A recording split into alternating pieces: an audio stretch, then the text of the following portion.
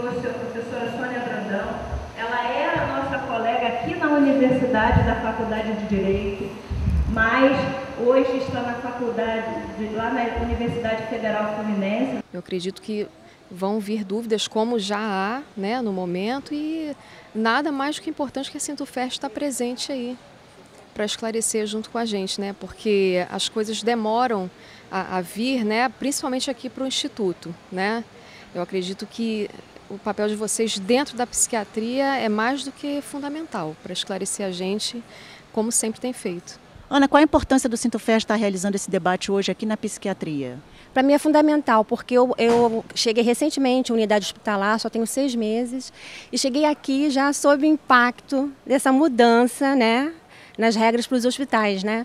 E agora eu fiquei surpresa também com essa medida provisória, que eu achei assim que foi no final do período do governo Lula.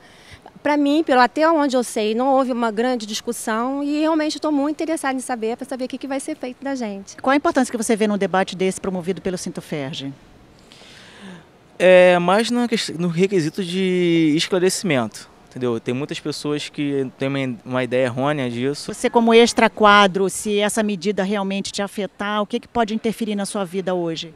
Ainda não sei tudo, por isso estou na reunião para poder saber tudo aí do que se passa, o que vai realmente acontecer ou não. Gerli, qual a importância desse debate aqui na psiquiatria? Bom, ele é importante porque ao final do ano passado, em 31 de dezembro, o governo Lula, no seu último ato enquanto governo, mandou editar uma medida provisória 520 que cria a Empresa Brasileira de Serviços Hospitalares. Quer dizer, indo na contramão de tudo que a gente havia discutindo ao longo de um tempo e que a gente conseguiu chegar até o REUF, que era o redimensionamento, que aí saberia quantos servidores estavam, qual era a real necessidade dos hospitais. E o REUF era um grande avanço, porque existia ali a universidade, as universidades, os movimentos fazendo essa discussão. Então, o governo estava caminhando para uma coisa progressiva, para uma coisa que atendia os anseios tanto dos trabalhadores, das universidades, como também da sociedade brasileira e, de repente, ao apagar das luzes, ele edita essa medida provisória. Como há um sentimento de que essa medida provisória veio para resolver o problema dos extraquadros, então está um sentimento assim, não, agora vamos aprovar para poder garantir os empregos das pessoas. Só que se não é verdade, essa medida não resolve o problema dos extraquadros, porque ela limita no tempo de contratação, essas pessoas seriam contratadas por no máximo 2 anos. Então, assim, isso é uma falácia. Fora que ela traz um prejuízo para a universidade, enquanto instituição pública, enquanto instituição de ensino, pesquisa e extensão, que para nós, na nossa opinião, é um prejuízo enorme. Professora Sônia, qual é a importância, a gravidade dessa medida provisória? Olha, a medida provisória, ela tem um efeito direto sobre o regime de contratação de pessoal para os hospitais que são ligados às universidades públicas.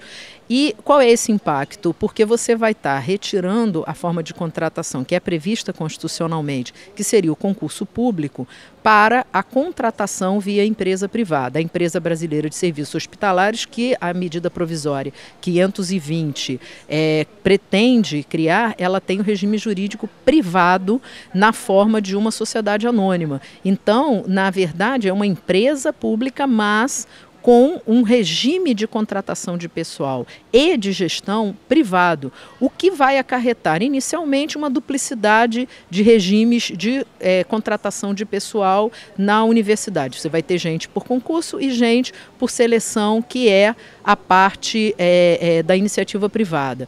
Outro problema importante é a questão previdenciária. Você vai ter 2 regimes de arrecadação e isso pode influenciar num aumento do regime de contratação pela CLT, um esvaziamento da folha para pagamento das aposentadorias do pessoal que está hoje no regime jurídico único, que são servidores ligados às autarquias federais, que são as universidades federais. Então, o primeiro ponto quanto a pessoal. O segundo ponto que eu vejo é a forma de criação.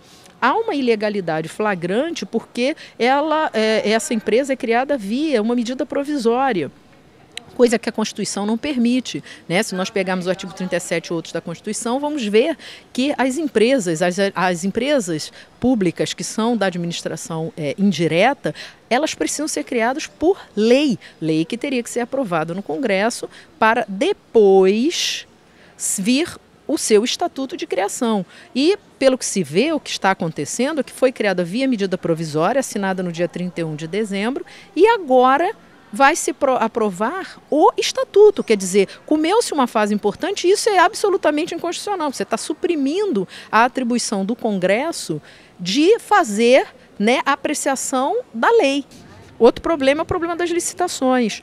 Para a contratação no serviço público, exige-se a licitação nas suas diversas modalidades, né? Por força da Constituição, por força da Lei 8.666. E aí o problema, a empresa prevê uma flexibilização da contratação que não seria necessariamente por meio de licitação. E a pergunta, mas não é dinheiro público que vai ser investido?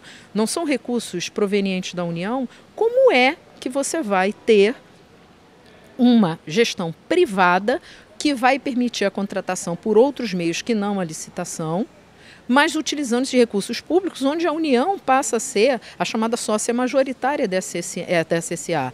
E, finalmente, a questão da própria nomenclatura utilizada, porque as SAs, elas são empresas que, quando são empresas públicas, elas são não empresas públicas propriamente ditas, mas sim sociedades de economia mista. E elas recebem, vamos dizer assim, elas têm por objeto o lucro, mas a empresa se diz uma empresa pública de prestação de serviços gratuitos. Ora, se ela vai prestar serviços gratuitos, de onde virá a receita para a sua manutenção?